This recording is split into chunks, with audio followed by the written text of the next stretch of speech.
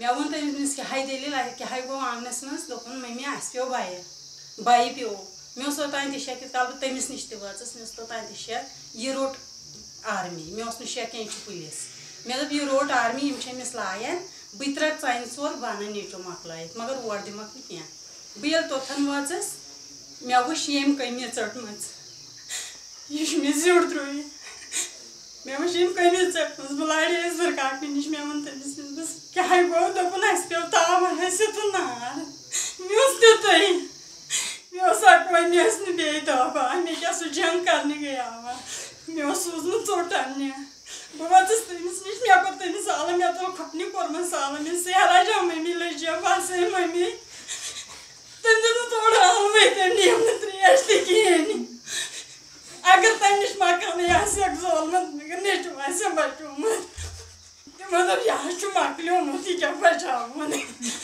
वोनम तो चम पाई पे क्या गो पे हालात गया मे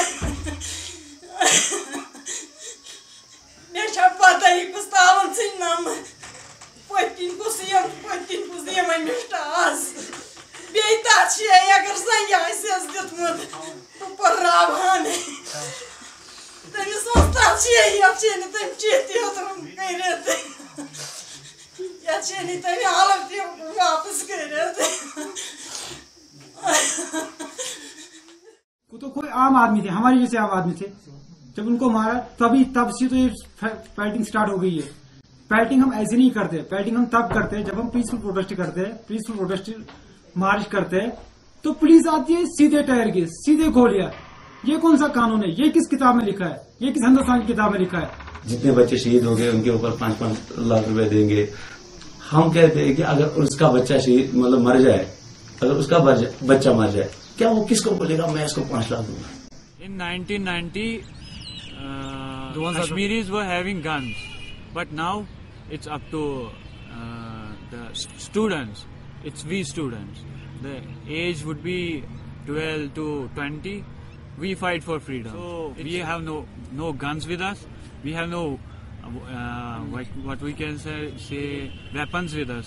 हम पाकिस्तान नहीं चाहते, हम चाहते आजादी पाकिस्तान से और हिंदुस्तान से।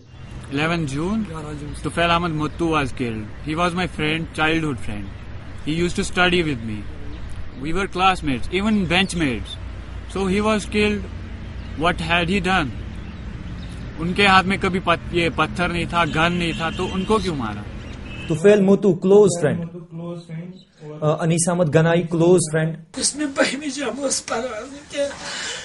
जामोस पारान उसमें बाइक उसमें मने सादरी नसीबेस मस जो पता हम करमस के हम जो करमस मिलिट्री पातो तिया पता हम जो करमस मिलिट्री पातो लात मडमचस बजा में के मडमचस बजा न हम जी मतलब पता मुझे थमत पाती बम नंबर पे ये मजे में नंबर थमत पे मैं बड़े बेहतरी है हमें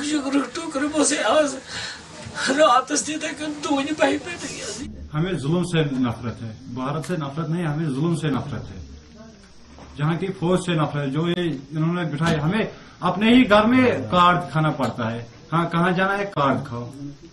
हम अपने घर में हमें उनका कार्ड चेक करना था, आप कहाँ से आए हो, मगर वो हमारा कार्ड चेक कर रहे हैं। 13 साल का वो जो 9 साल का बच्चा है जिसको पुलिस ने कहा, उसने खुद कहा आप उसके पास भी जा सकते हो, बोला कि हम आपको डायरेक्ट गोली नहीं मार सकते, आप छोटे हो, आप क्या करेंगे, चलो निकालो बाजू, ऐसा बाजू निकाला, गोली मार दी। ये कौन सा कानून है? हमारा कोई मतलब आपस में कोई हिंदुस्तान के साथ वो नफरत नहीं है, मतलब हम हथियार उठाएंगे, हम सिंपली बोलते हैं वी वांट फ्रीडम। दिल्ली में बैठे हैं और जो वहाँ पे पासिंग जजमेंट्स के इनको नहीं पता है आज़ादी का मतलब क्या है। मैं उनसे ये कहना चाहता हूँ आज़ादी का मतलब यही है right to self determination, self rule, और जो इंडियन ट्रूप्स है यहाँ पे जिनमें उन पे नाजायज कब्जा है यहाँ पे उनका, वो यहाँ से बाहर जाने चाहिए। मैम एक बात है ना, बहुत दिक्कत हो गई, मतलब किसी का बेटा मर गया, किसी का भाई मर गया, वही बात है ना, हम कैसे, बहुत दिक्कत हो गई, बहुत से भी बहुत। पैसे वैसे कुछ भी नहीं, हमें नहीं चाहिए पैसे, हमने देखे हैं पैसे बहुत, मगर खाली आज़ादी चाहिए।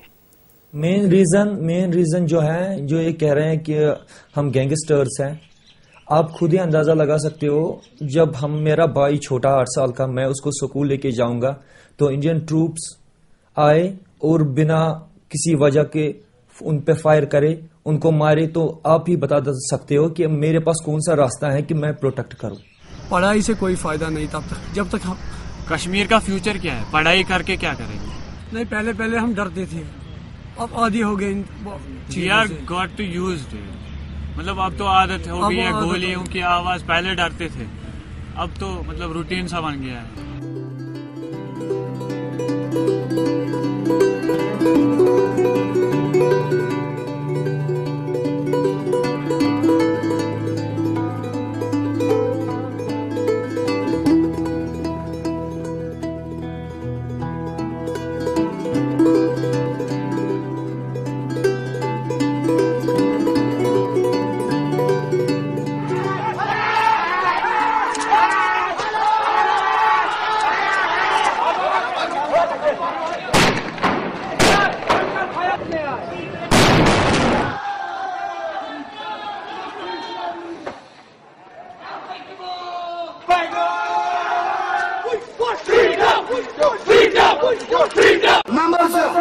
हड़ताल मुकम्मल रहेगा।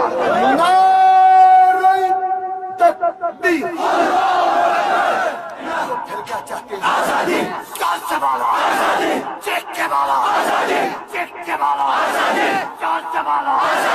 AK-47 grenades, pistol, what they are having, they are using. And there are how many? 2-3 are expected.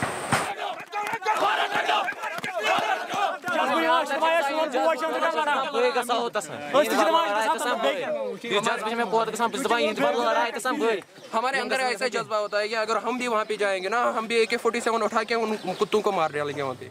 This is my son, handsome, very intelligent. I thought that he will become a great doctor, but it is all in the hands of Allah that he joined militancy. That is why I am hopeful and I am proud of my son. He is not a terrorist.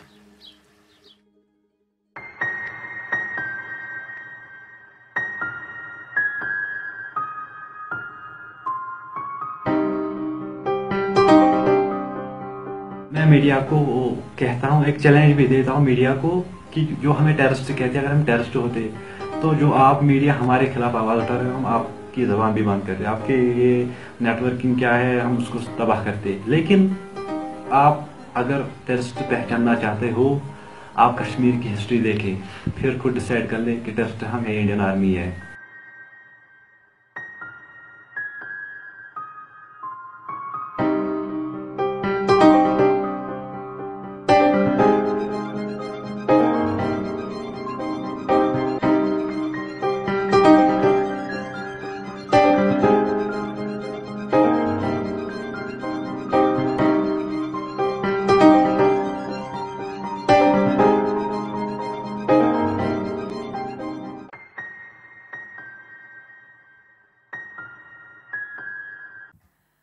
That'll take us into the world of others, the world that others inhabit, as I said.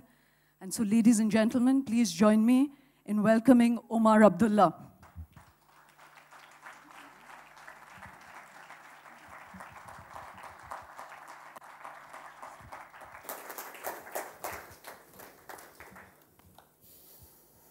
Thank you, Omar.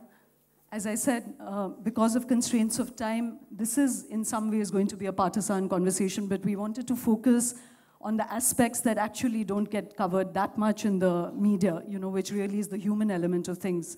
So I just wanted to start, Omar, as I said, we want to understand the nature of power. Recently you said that the way the 2010 stone pelting months were handled is going to haunt you forever, and that you feel a lot of mistakes were made. Can you take us first into those very hours when stone pelting began? You're the chief minister. What was going through your head? Why did you make the mistakes you made? Well, obviously, what was going through my head was the deep sense of sadness at the news that would keep reaching me every once in a while of youngsters, elderly people falling prey to errant tear smoke shells, lathis, bullets, in the course of what was a very large uprising of angry sections of the population. That mistakes were made is undeniable, because if they hadn't been, you wouldn't have seen trouble on the scale that we did. But that lessons were learnt from those mistakes was also undeniable. While your video focused on the tragedy and what we had in 2010, I think it was less than sort of fair with the post-2010 situation. I disagree entirely that the all-party meeting was useless, or that the interlocutors, especially on a day on which the sad news of Dilip Padgaonkar Saab's death is sort of still fresh in our minds. He was one of the key interlocutors. I mean, their efforts were not in vain. Yes, the government of India didn't follow through on what needed to be done, but it's not like lessons were not learned and weren't implemented. So, Omar, let me just, again, this is the reason why we focused on 2010, as I said, is to look at the nature of power. But 2016 focusing on 2010 is in itself wrong. Sure, 2010 is now how many years away? It's 6 years back. There you go. Yeah, and a lot happened after that. Sure. We understand, and as I said, these summer months, and again, that same scale of violence. It's not just these summer months. I mean, the truth is that you had three actually, of the most successful elections in J&K's history post the 2010 trouble. I mean, who can deny that you had panchayat elections in Jammu and Kashmir, free and fair panchayat elections, in which more than 90% of the population participated. You had parliament elections in 2014, which led to the NDA government in the center. And then you had assembly elections soon after, devastating floods. So, I mean, yes, as I said, mistakes were made. We went through a horrible summer in 2010. But we also ensured that the lessons learned from 2010 allowed us to withstand what otherwise could have been a far worse situation with the execution of Afzal Guru. I mean, let's understand, Afzal Guru in the minds of a large section of Kashmiris occupied far more space than Burhan Wani did. But Afzal Guru's execution didn't lead to the sort of agitation that you saw post Burhan Wani's death. No, so the reason I was trying to examine this, Omar, we'll come back to elections and how it's separate from what Kashmiris feel about their reality in India. But the reason I'm probing that business about sitting in a seat of power is like today Mehbooba Mufti is making the exact same mistakes in terms of dealing with youthful anger and distress and rage. And yet she had made her career by actually going and visiting the people who were killed or who died in the face-off with security. So I'm merely trying to understand that when you are actually sitting on a seat of power, is there something that makes one tone deaf? Is it that security people feed you a different kind of perspective? No. Is your reading of that summer different today than when you were actually sitting? No, my reading hasn't changed. And again, I will ask you to justify the sweeping remarks that you made in the introduction, where you said that my positions have changed significantly from when I was in office till now.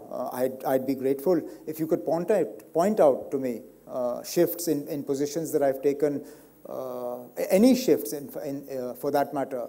I'm not even including the years that I was in office, even prior to that. I'd like to believe that I've been fairly consistent in how I see the problem in Jammu and Kashmir, how I have talked about how we have dealt. I mean, admitting to the mistakes of 2010 is not a new phenomenon. I admitted to those in 2010 itself. So I'm not here with a mandate to speak for Mehbooba Mufti and what she has done or what she hasn't done. I'm here to speak for myself. So actually, Omar, when I said that your positions have shifted, I frankly meant it as a compliment, because surely one's position should evolve. No. Because I'll tell you, like you say, for instance, that it's criminal to call the thing that just happened this summer a law and order problem, or to call it something that is Pakistan-induced. And yet when the boys... I never blamed Pakistan for the agitation of 2010 either. Yes, but you dealt with it as a law and order problem when you were the chief minister. Even today it's a law and order problem. I mean, at the end of the day, when you're dealing with protesting crowds, it is a law and order problem. The root of that problem, the genesis of that problem is political. But when you're dealing with the sort of crowds that this photograph is showing, it is a law and order problem. So let me change the, the question and ask you that, do you understand, how would you read why there's this kind of cyclical protests that arise? Is it because it's Pakistan-induced, or because it's something that they're being paid to do, or is there real root to Pakistan fishes in troubled waters, there's no doubt about that. But Pakistan, more often than not, let's take, the summers of 2010 and 2016, they were not Pakistan's creation. They arose out of things that we did. In the case of 2010, it began with the fake encounter in Matsil. Now, I can't blame Pakistan for that. We have to blame ourselves. The tear smoke shell that killed Tufail Mattu was not fired by Pakistan. It was fired by J&K police people. So I can't blame Pakistan for that. But yes, once the fires were stoked, then Pakistan sort of played around with it. Similar is the case with 2016. I can't blame Pakistan for killing Burhan Wani. He was killed in an encounter with Indian security forces. So let me ask you, Omar, that we'll shift to other, it's merely to try and understand, and I'm genuinely positioning it and posing that question to you as people who are not wielding power, so it is really to try and understand when we as journalists, or that we feel we'll deal with protests differently. No, it's not. So let me ask you today, if you were in power, having gone through the summer of 2010, would you have dealt with this summer differently? Well, I'd like to believe that with the experience that we gathered in 2010, I wouldn't have allowed 2016 to happen. And I again make the point, we dealt with a far more tricky situation when the central government executed Afzal Guru at that time. That had all the makings of a similar situation, but it didn't happen. So I'd like to believe with the experience and the very costly lessons that we learned in 2010, the summer of 2016 would not have happened. We lost the plot in the first 72 hours. Okay, what were the measures that you took? Preventive arrests and... No, not preventive arrests. Actually, in one of the most important measures we sort of put into place was improved coordination between the security forces to make sure that crowds don't build up for large protests. We found that a lot of times protests sort of started very small, individual villages, a handful of people, and then they congregate and move towards urban centers, where it became almost impossible to deal with them. So actually tackling the situation before it built up into those large numbers, working with representatives of populations in the villages, better training for our security forces in dealing with crowds. Look, any piece of equipment can be a lethal piece of equipment. It depends on how you use it. So a tear smoke shell fired in the wrong manner kills somebody. It's a lethal piece of equipment. Fire it the way it's meant to be fired, and all it does is disrupt crowds and protests. So what we focused on was ensuring that the proper use of non-lethal crowd control measures was put into place. So Omar, so that is administrative measures, like you said, improving the security forces' response. The biggest political measure we took was to have the panchayat elections, because we involved a sizable chunk of rural population in deciding their own governance. You also can't escape or deny the fact that the appointment of the interlocutors had a very a significant impact on the psyche of people. Because at the end of the day, even though the problem in Jammu and Kashmir manifests itself in law and order protests, in agitations, in various other forms, the root of the problem is political. Unless we tackle it politically, unless we accept the political nature of the problem and then go about trying to sort it out, these sort of things will keep happening. So one of the I think main reasons why the next few years after 2010 were peaceful was because you had the acceptance by the government of India at that time that yes, Jammu and Kashmir is a political problem, it needs to be handled politically, and the interlocutors, 3 interlocutors were tasked with that. I think that made a huge difference as well. Sure, but Omar, we'll move on, but I just wanted to, again, just as input is that when the all-party delegation had gone, and in fact, Kashmiris had a lot of hope that something would come out of those 120 boys dying. And when the interlocutors were civilians, in fact, there was a great degree of disillusionment again, because they understood that 3 well-meaning civil society people are not going to achieve anything. Not true. Not true. No, I mean, again, I would beg to disagree. The response the interlocutors got was far beyond what we had expected.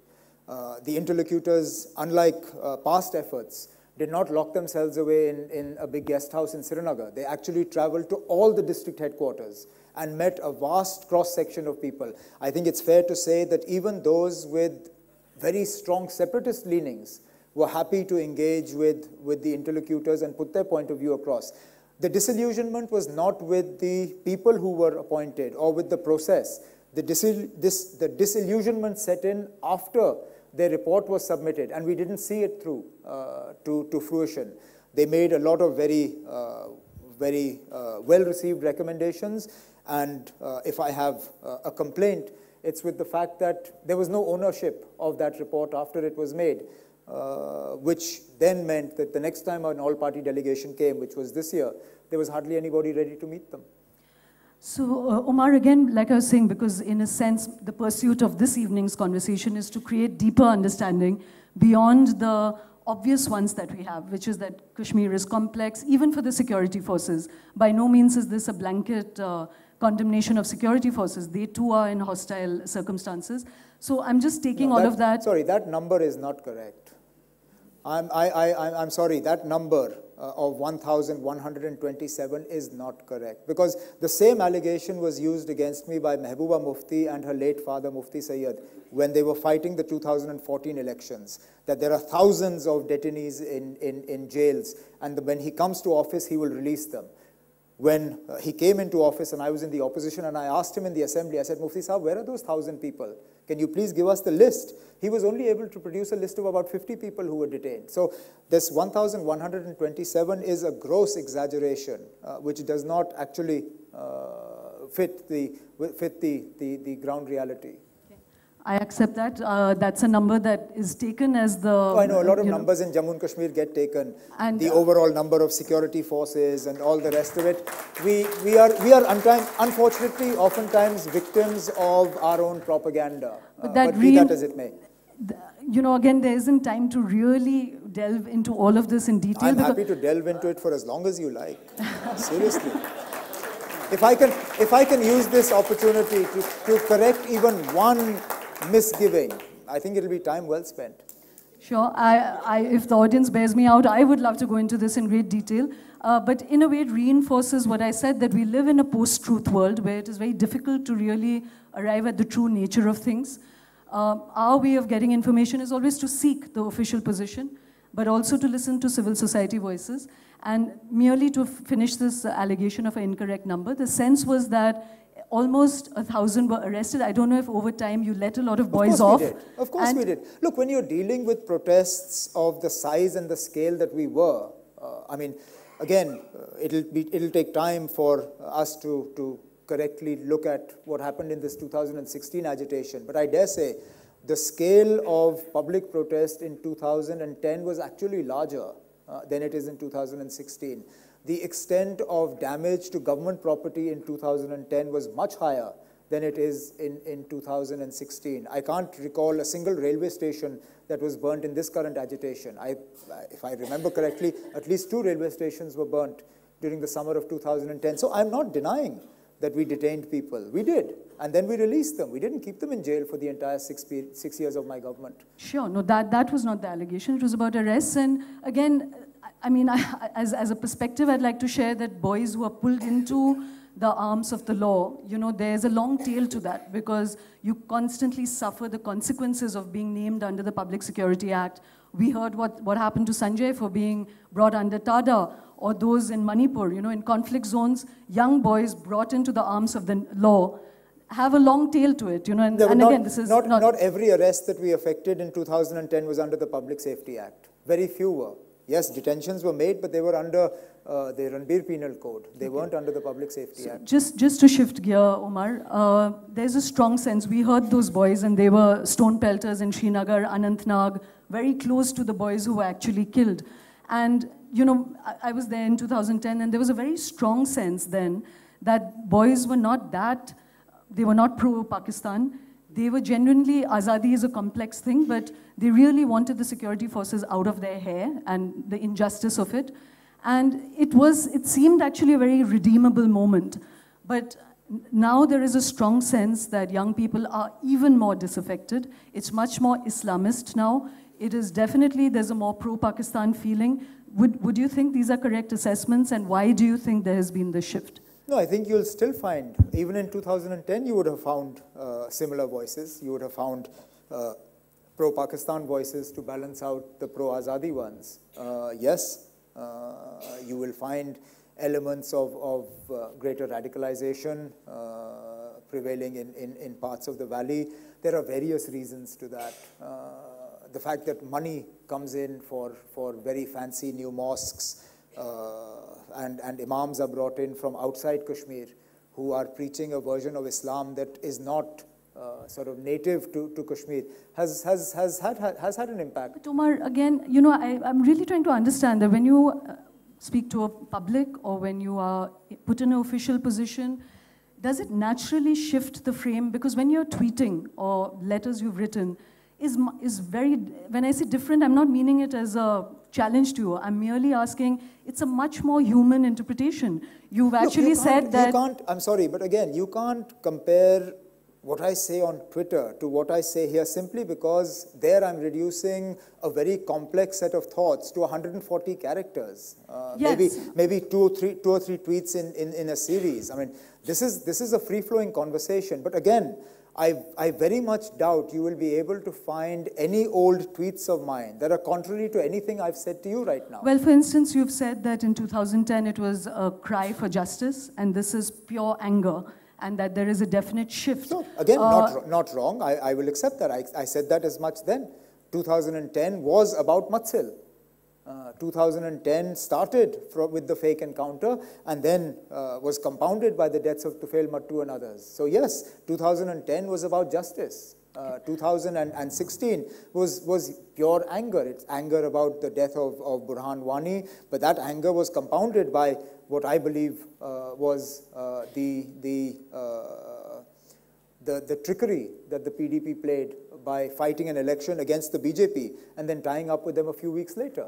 You cannot escape from the reality that the center point of these protests was South Kashmir, which is the bastion of the ruling PDP in Jammu and Kashmir right now. So, Omar, people who watch Kashmir a lot, who care for Kashmir, are worried about a phenomenon which I want to put to you, which is that back in 2010, and actually pretty much since the early 90s, ordinary Kashmiris have never actually erupted in anger when a militant or there's been a genuine encounter or a militant is shot. And that's again something the national media does not focus on. In all fairness, Kashmir erupts when some injustice is done. Now there's a new phenomenon, when the LET guy was killed, when Burhan Wani was killed, that suddenly there is an upsurge again for those who are taking to the gun and who are militants. How do you read that phenomenon? No, that's a worrying phenomenon, and you're right. This is new. This is the product of the last 2.5 years. You didn't see this earlier. Militants' funerals went largely unnoticed. There were sporadic incidents of trouble when the militant killed belonged to that particular area, but otherwise not. What it is down to, I guess, is again that disaffection, that disillusionment, that promises made are not fulfilled, that the idea that Jammu and Kashmir can be completely assimilated into the rest of the country without sort of a care in the world for the actual terms and the sort of structure that was negotiated when Jammu and Kashmir became a part of the Union. Look, I mean, that's the problem with conversations like this.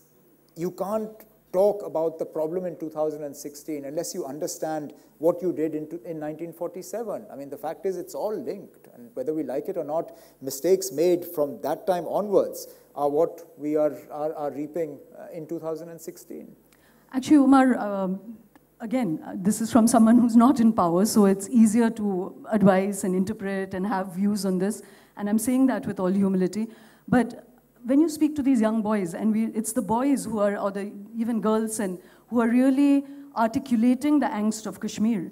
And when they speak, there are some short-term measures that can be taken, which indeed I'd like to put to you. When you keep saying that we need a political solution, why do leaders like Mehbooba and yourself, young people, people that others could vibe with, why do you abdicate even the short term? For instance, these young boys, the thing that underlies their call for Azadi is a desire for dignity, first of all.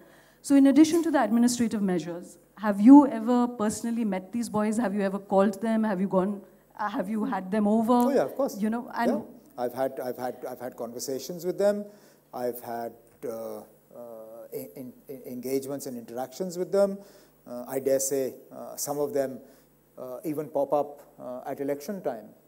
And become part of the mainstream process and promise to help out with the electoral activity as well. So look, it's a very mixed bag. I mean, as much as I'd like to be able to talk about Jammu and Kashmir as purely black and white, but it's not. It really is just very, very many different shades of gray. And these youngsters are part of that. Some of them are ideologically committed to what they're saying here. For some of them, it's anger for very many different reasons that manifests itself in this sort of stone pelting and stuff like that. So again, Omar Mufti Saab himself said that Burhan is not somebody that you can fight through the bullet. It's an idea that you really have to fight. How do you read Burhan Wani? And I'm sure all of you know who he is, and you saw that. He's the young militant who was killed on July 8th, and that was really the trigger for the massive eruptions and indeed injustice that we saw in the valley now. How do you read Burhan, Omar? What is his allure for the young, and how do you read him? How do I read him means what? How do you understand his potency for young I think he very cleverly used technology to give himself a larger-than-life aura and appearance. As an active militant, I will confess that he was much less trouble for me than he has been as a dead militant for Mehbooba Mufti. I don't recall a single briefing that I would have received from any of my intelligence people that would have flagged Burhan Wani as a major threat to peace in Jammu and Kashmir. He was very effective at using social media to position himself a lot more differently than his activities or actions on the ground would have actually would have allowed him to. So yes, he struck a chord with youngsters that were disillusioned. He had a mixed message. He was different from other militants in as much as their appeal was purely political. It was about Azadi and a different political structure for Jammu and Kashmir. He mixed the Azadi with the Islamic messages, but I honestly don't believe he was as much of a problem for us as he was made out to be. And that's why in the immediate aftermath of his death, I'd said that Burhan Wani dead is going to be a far more effective recruiting tool into militancy than Burhan Wani alive would have ever been. Again, speaking about the nature of truth, if you go back to the national media, just Google it, listen to some television debates about Burhan Wani. He was positioned as the most dreaded terrorist, one of India's most wanted. I remember one phrase a particularly animated television anchor used, saying that he has killed hundreds of people and every minute a new Burhan Wani is rising. And that, in fact, pulls us into this complicitness with the use of state power in a way that I would say continues to be ineffective. And that brings me then, Omar, to the next question. In fact, a SP of Baramulla also said that Burhan Wani, in fact, had not taken part in any security assault. So I don't know. I'd actually made this point that I don't recall a single militant incident that I can attribute to Burhan Wani. I was subsequently called by friends in the intelligence agencies and told, no, there's this incident and that incident. But as I said, I mean, recalling the 6 years that I was in office, I really don't remember a single unified command briefing in which any of the intelligence agencies, whether it was military intelligence, central intelligence, or the state intelligence agencies, that would have flagged Burhan Wani as a threat to peace in Jammu and Kashmir. I don't remember it. And believe me, I'm not as forgetful about things like this. So it really wasn't that much of a threat. He became he became much more larger than life because of his very, as I said, very effective use of social media. So suddenly he became a very dreaded militant, a very deadly militant, the worst and the most dangerous militant. But I don't recall him being in that position until 2014. Well, part of the allure of Burhan Wani, when you speak to young people in Kashmir, is that he was 15, one of the toppers in his school. His brother got beaten. They were just buying cigarettes and got beaten badly. And he said that, you will pay for this. Went away, joined this militancy, picked up the gun. Again, not really Pakistan trained. But it's interesting, again, and this is not to romanticize him, but merely, again, to problematize the way we look at these people, that when you look at his YouTube, he keeps urging people that we will not harm Amarnath Yatra pilgrims because their religion is their right. We will not harm police officers who don't bother us and don't trouble our families. So it's an interesting construct of a militant, and I think it's important we understand why an entire society will rise up, not because all of them necessarily are dying for violence, So would you agree with that, Omar? No, that's true. As I said, again, I make the point that I don't recall him being as dangerous to national integration and to security as he became after he died, when he was deconstructed in television studios, which is not to say that somebody who has the ability to appeal to youngsters should be given free rein.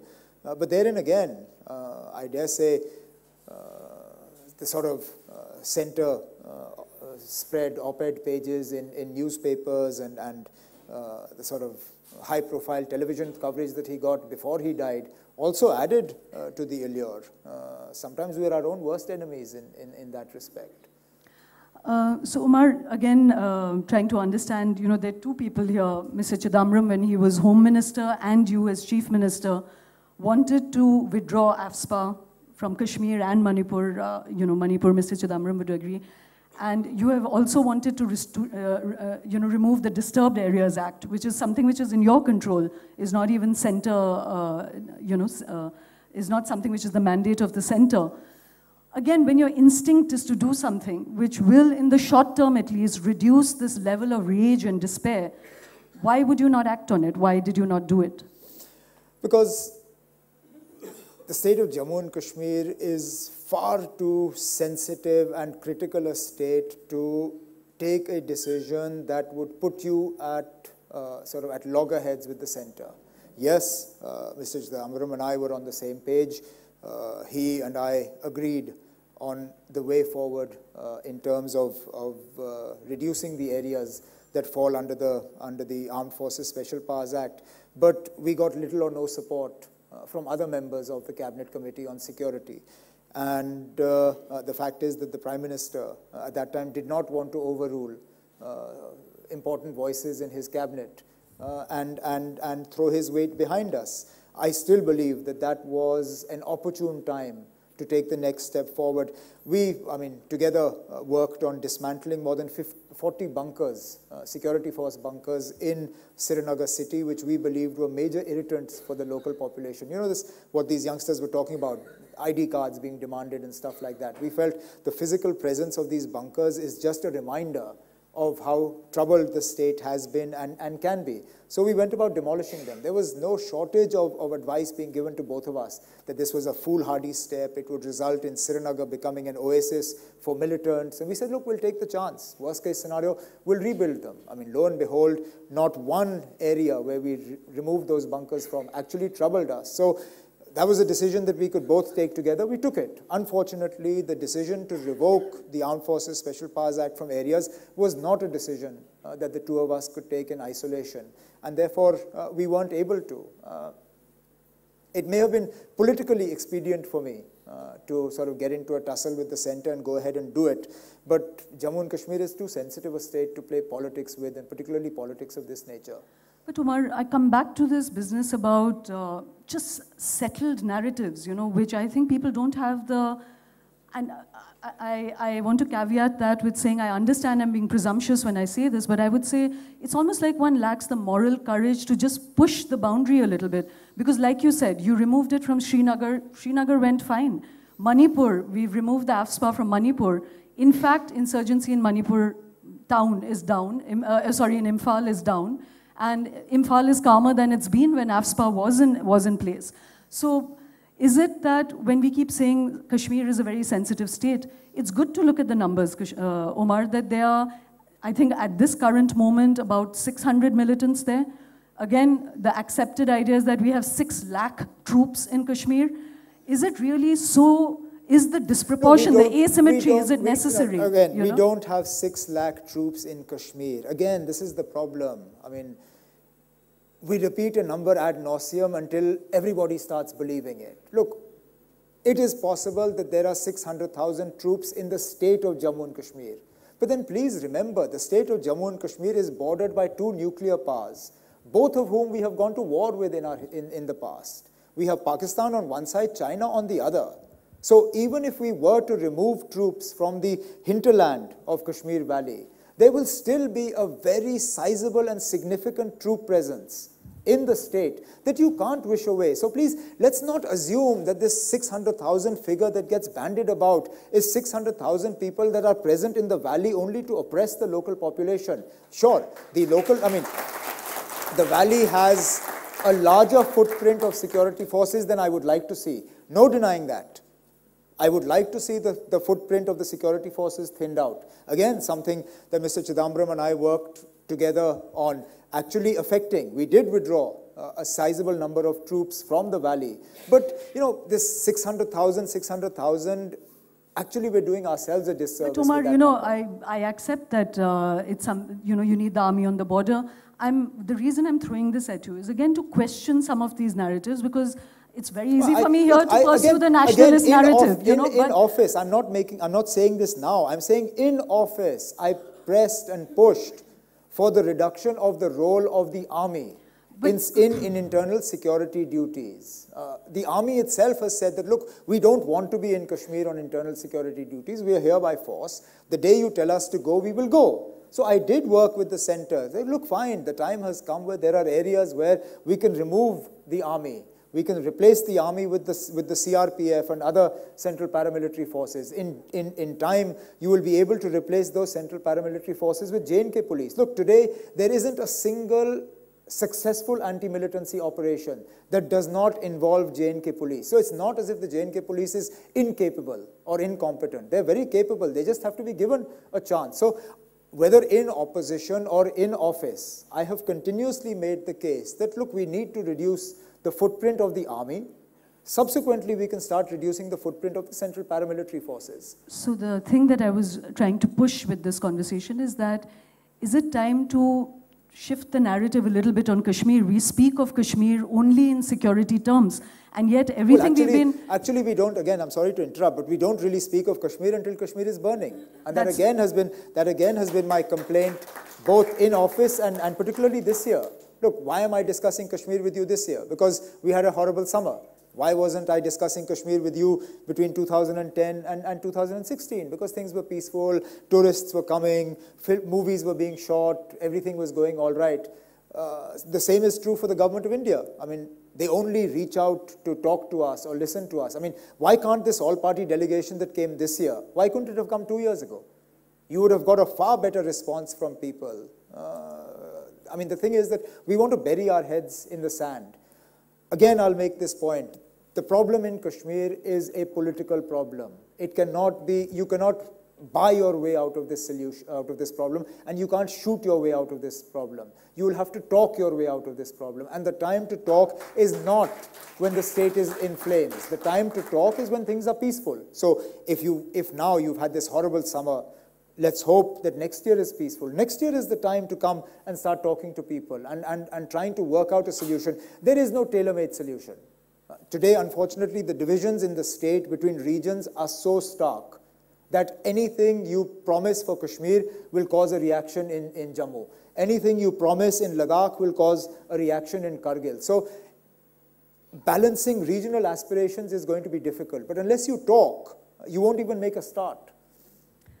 Yeah, I suppose there are two things I'd like to ask you. And again, to remind all of ourselves that we clap, obviously, on the nationalist narrative. We obviously clap for the army. We obviously, those are the easy emotions.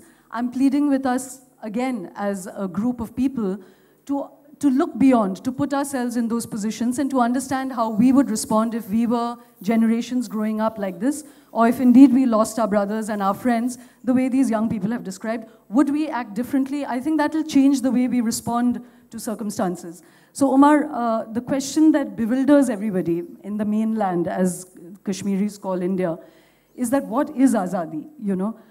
Most people really don't understand what Azadi is. And in the rest of the country? In the rest of the country. I dare say that most people in Kashmir also haven't adequately thought through what the concept of Azadi means for them.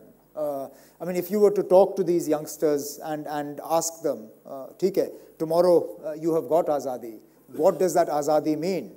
How do you sustain yourself? I mean, what economic model will you follow? What will you do about your water? The fact that you are so strategically located, as I said, between that, I mean, let's assume it's an independent Jammu and Kashmir. You will be strategically located between 3 nuclear powers. How do you go about maintaining that Azadi? Look at the economic numbers. The fact is that today, and again, my figures could be a little rusty because I've been out of office for going on 2 years now. But last I remember, our salary bill in Jammu and Kashmir, salary and pensions alone, is about 18,000 crore rupees. Our income from everything, taxes, state share of central taxes, forestry, electricity, everything, is to the region of about 7,000, 7,500 crores. So just on salaries and pensions alone, I am operating a budgetary deficit of more than 12,000 crores, and I'm talking about 2 years ago. This has obviously only increased, and with the 7th Pay Commission, it will get worse. Now, in an Azad Jammu and Kashmir, who picks up this bill? But Omar, the reason I asked you that is that it's again looking at it literally. When you actually speak to youngsters, you're right, they're confused. They don't really mean, and I'm saying that again presumptuously, but these young boys, once I spent a lot of time with them, really asking them, what does Azadi mean? What does it mean? And it's about listening beyond the words, because what came through, and I repeat this, was that they were looking for a bit of respect and a bit of dignity, you know? So when we keep saying political solution, I'm asking you again, what does political solution mean? Frankly, I don't understand that. Look, what is okay, political? Could we do some things like apologizing to youngsters? That might calm them, you know? Apologizing to youngsters is not good enough. You need to answer, I mean, there are a whole host of questions that will need to be answered about this last 25, 26 years of turmoil, which is why even before assuming office, I had broached the idea of a Truth and Reconciliation Commission for Jammu and Kashmir, but it cannot be a Truth and Reconciliation Commission that confines its activities only to this side of Jammu and Kashmir, because there is a lot of questions that need to be answered on the other side of the line of control. I mean, for one, I would like to know what led to the exodus of the Kashmiri Pandits, what it is that, I mean, the grievances and the grudges that they have. I mean, they've gone through horrible times as well. I mean, that's not an issue that we've touched upon here, but I mean, it is, their suffering is an important part of the Kashmir narrative of the last 26 years. So that's, I mean, there are questions about that. this whole half-widows, disappeared persons that we talk about. I mean, I accept that there must have been people who have disappeared in custody in our own security forces. But with 26 years of militant training camps across the line of control, are you telling me nobody died in those camps, whether of natural causes or in accidents or in fights? So obviously there are questions to be answered on the other side of the line of control as well. So a simple apology in itself is not good enough. We need to answer questions. One. Two, please understand, the state of Jammu and Kashmir acceded to the Union of India under very different circumstances than other princely states. Other princely states did not work out a unique constitutional system. Jammu and Kashmir's relationship with India was based on an understanding that the Union would be responsible for currency, defense, and foreign affairs. Everything else was the domain of the state. Over time, you have whittled this away to literally nothing. Now, I mean, a very simplistic example, but let me explain. I mean, that mic is with you, right? I come to you and I tell you, look, Shoma, I'm going to buy that mic from you. Here's $100. I take the mic. It's with me. A week later, I decide, well, this is a really nice mic, but I don't think it's worth $100. So I come to you, I reach into your pocket, I don't even ask you. I take $30 back from you, put it back in my pocket. The mic is still mine. I've now paid you $70 for this mic. 10 days later, I think, hey, this mic is a little scratched. I don't really like it very much. I'll come back, put my hand in your pocket again, take another $20 out. Now I've paid you $50 for the mic. I still have the mic, but I've paid you $50 less than I'd originally. Finally, I decide, look, to hell with it. This is really not worth that much money. I reach into your pocket. I take almost everything out. I leave $5 or $7 with you, and I keep everything else. The mic is still with me. What I'd originally promised to pay you $100 for, I paid you 7 rupees for. In very simplistic terms, this is what has happened with Jammu and Kashmir. Jammu and Kashmir acceded to the Union of India on the understanding that 3 things would be the domain of the center. Everything else would be the domain of the state. Over time, you have whittled that away, while Jammu and Kashmir has continued to maintain a relationship with the center. That relationship has not weakened. Our constitutional links, our links, physical and other links to the Union of India have not weakened. But the terms under which we acceded, those have been eroded to virtually nothing. Now, if there is not going to be anger amongst people, if this is not going to cause resentment, what do you expect? So when we talk about restoring the autonomous position of Jammu and Kashmir, we're not being unfair. Now, if you were to demand that $100 for that mic, you're not wrong, because that was the original understanding that we arrived at. So this is the limited point that I make, that look, when it is a political solution, nobody is saying that you have to turn the clocks back to 1947, but I'm sure there is some meeting ground between where we are today and where we were in 1947 that will be acceptable to the rest of the country and to the majority of the people of Jammu and Kashmir. You know, in fact,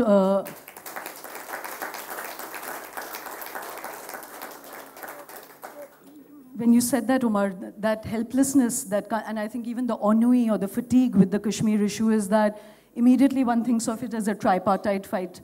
You know, Pakistan has its position, India has its positions, and Kashmir has its historical positions. But again, speaking to ordinary people in Kashmir, till today, they remember Mr. Vajpayee with deep affection and respect because of one thing that Mr. Vajpayee had said there, which was, Insaniyat ki daira, whatever is possible, we are willing to do. And that was really within the boundary of humanity. We are willing to do what we can do. And the reason which is true. But then when we sent the same Vajpayee government our autonomy resolution, which was well within the framework not only of Insaniyat, not only of Jamhuriyat, which is democracy, but also within the framework of the Constitution, because nothing we were asking for was beyond the framework of the Constitution. It was summarily dismissed. So yes, Mr. Vajpayee, the sentiment that he expressed in the valley about Insaniyat ke daire mein, the truth is that when we tried to engage the center in a discussion within that framework, it didn't work. So that comes back to why one is trying to shift the narrative on it, Omar, because if you speak to ordinary Indians and even liberal Indians, you scratch the skin, Kashmir is just a bad word. You know, people see them as troublesome, problematic, anti-national. We saw what, you know, just young boys shouting Azadi became such an issue in JNU. Two questions to you. One is that if you were back in power, you know, it's an era where we are really being pushed for new ideas. Trump is a challenge to everyone to say, what are the new ideas in this world? You know, it can't be back to business. People are fed up at every level. If you were back in power today with all the wisdom of hindsight and foresight now, what is the one radical thing that you would be willing to risk yourself for? That's one question. And secondly, if you could shift the perspective that Delhi and the rest of India has on Kashmir, what would that perspective shift be? I don't think, Kashmir needs anything radical, because everything that Kashmir needs is already in the public domain. So yes, I would push for those two twin things. I mean, I would again pick up the gauntlet on the Armed Forces Special Powers Act, and I would again keep pressing for a constructive, meaningful, long-term engagement between the state of Jammu and Kashmir and the Union of India to work out a meaningful political resolution to the problem. I don't think it needs radical ideas. But how about changing the players? You know, I'm just saying symbolically, emotionally, how about having Jan Sunwais across the state? I'm talking in the short measure, you know, Look, because when a population is with you. We are not disconnected from the people that we are talking about. I mean, at the end of the day, I go back and get myself re-elected. No.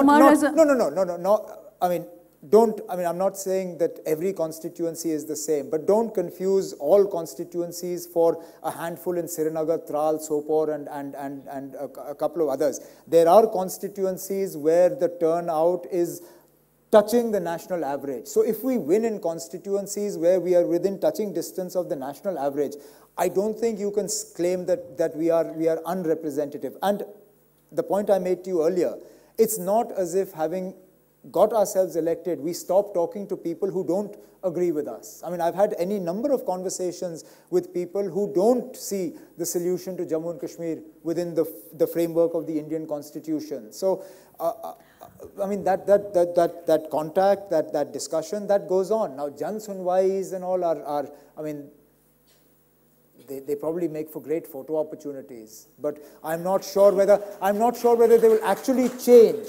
I honestly don't believe they will actually change very much in terms of how I perceive the situation. Mr. Chida, you know, of course, this is a difference in opinion, and as I said, I don't occupy power, but I think that disjunct that happens when one has power is to not understand people's hearts, you know, because I remember Mr. Chidambaram, there was a possibility of him going for a Jan Sunwai in Bastar, and the excitement it created amongst ordinary people.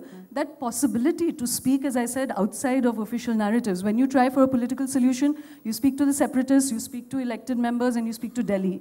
We're not speaking to the people who are nursing, Omar, just to make this one point. The elected representatives and the separatists together represent 100%. No, they don't. They don't, Omar. Of course they do. The kids, they keep saying. Look, the kids' sentiment for Azadi or Pakistan is represented by the Hurriyat Conference leadership. Actually, they're not. They don't respect Mr. Gilani beyond the fact that he's just there as the mouthpiece that speaks. If you speak, but that's a long discussion. The one point I'd like to make, which is an accepted idea in Kashmir, is that we often mistake elections to be equivalent to normalcy. No, I've never done that. I have never made the mistake of confusing elections, or for that matter, healthy tourist numbers with a return to normalcy, because I think that is the biggest mistake that we can make.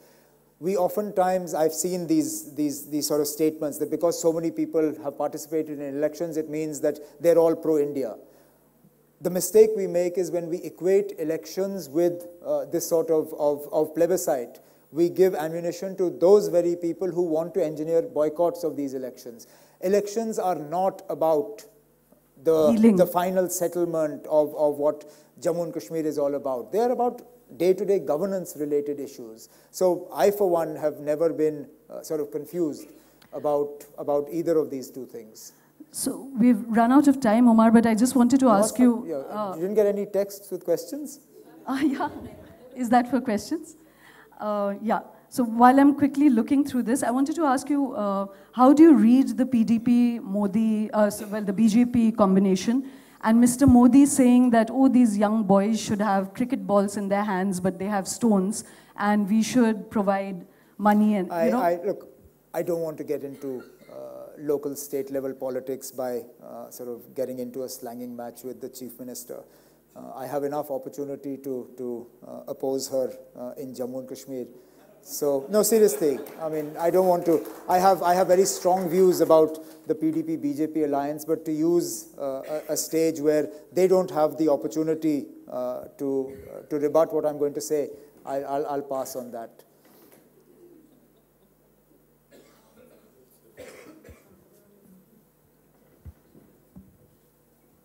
I think this government at the center and at the state are extremely fortunate in their opposition, because both the BJP government and the PDP government at center and state have very courteous and very that's a problem, good isn't oppositions. Yeah. I mean, it really is. I mean, if we don't disrupt the assembly, and I dare say it's probably true for the Congress in Parliament, the general consensus amongst the media, and they build public opinion, is that ye log fail ho gaye hain. Inka chalta nahi hai. So, in order to prove the vibrancy of the opposition, our job is not to ask questions and not to pin the government down. Our job is to make halla gulla, hangama. And this is a huge problem for me, because I'm not a great fan of halla gulla and hangama. I'd much rather ask the questions and get the answers, but it doesn't work that way. So, unless we stand up and break a few chairs and snatch a few mics and tear a few papers, nah, ye log kaam nahi kar rahe. Bada kamzor opposition hai, inka koi kaam nahi hai. Sanjay Gogoi has a very interesting question. What do you think would be the outcome of a plebiscite in Kashmir? Define Kashmir. Do you mean Kashmir as only the valley?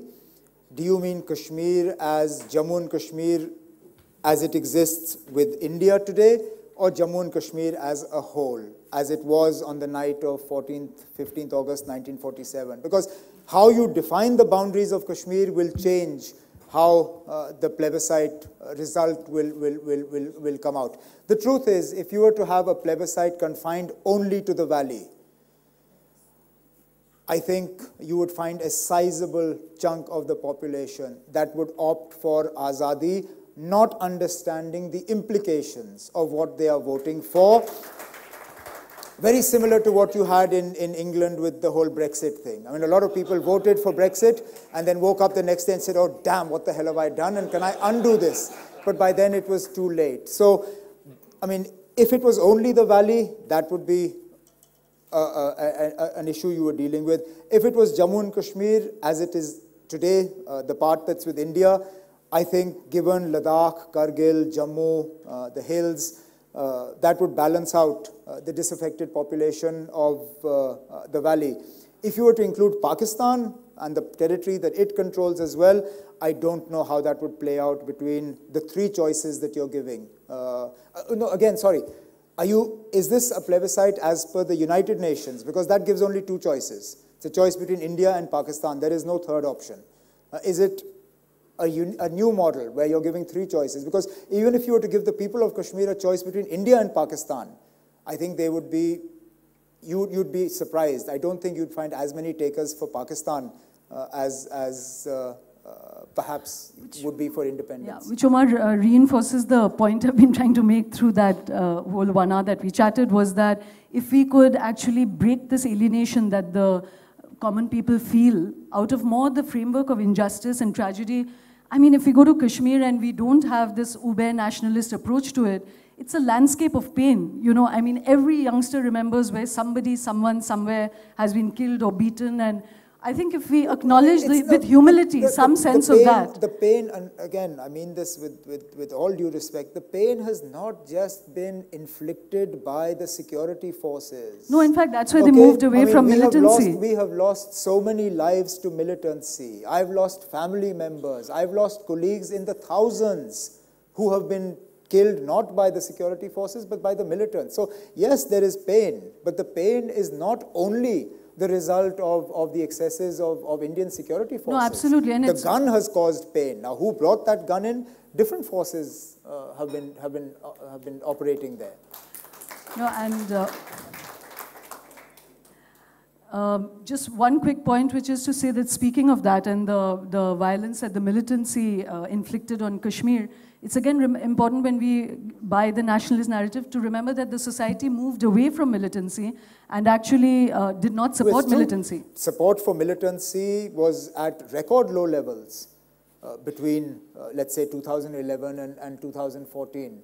Again, support for militancy, the extent to which youngsters are joining militant ranks today is a far more recent phenomenon than I think we understand. So Amit Bansal wants to ask that if the Committee on Security didn't back you and Mr. Chidambaram, why did you, at least in the DAA, you yourself have said it's not a commandment of God. Why wouldn't you take the risk and remove it? And he'd like to know what are the 5 concrete steps. From what I understood, talking to legal advisors and constitutional experts, is that even the DEA anyway had ceased to be operational in large parts of, in fact, in the entire state of Jammu and Kashmir after, I don't remember which year it was. And we didn't renew the application of the DEA. It was only the Armed Forces Special Powers Act that was prevalent. I think a lot of people jointly are asking... Sorry, he wanted some 5 points? Yeah, so in fact, that's something a lot of people are asking, and I asked you that if you were given carte blanche, what are the 4 or 5 things you would do? Short term? No, there's no short term. I mean, these are steps. These are short-term steps which obviously would have long-term implications. I would restore to the best extent possible the autonomous position of Jammu and Kashmir. I would remove laws like the Armed Forces Special Powers Act and their application to Jammu and Kashmir. I would reduce the footprint of the security forces to the best extent possible from the hinterland of the state. I would develop to the fullest extent the capacity that we have to generate electricity from our rivers, because that is the only thing that will allow me to balance the budget of the state of Jammu and Kashmir. And I would try to rebuild the work ethic in Jammu and Kashmir, which has suffered enormously as a result of the last 26 years of turmoil. I think if these 5 things we can put into place, you'll have no problems in the state. So, one last question, Omar. What does it take? What are the qualities needed to be a leader in Kashmir? I don't know. Because I don't know, because there will be any number of people who will tell you that I am not a leader of Jammu and Kashmir. My party obviously believe I'm a great leader. A lot of people believe that I have no leadership qualities whatsoever. So, I mean, I don't know. But is there one... more than anything else, perhaps empathy. You need to be able to empathize. You need to be able to empathize with the suffering.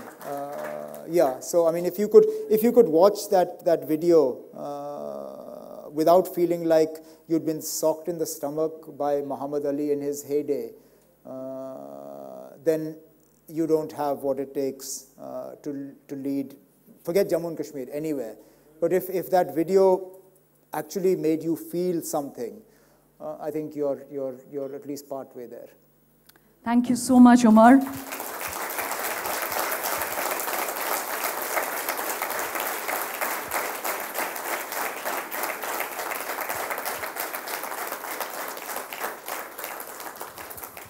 We couldn't have asked for a better note to end on, the plea for empathy in others and ourselves.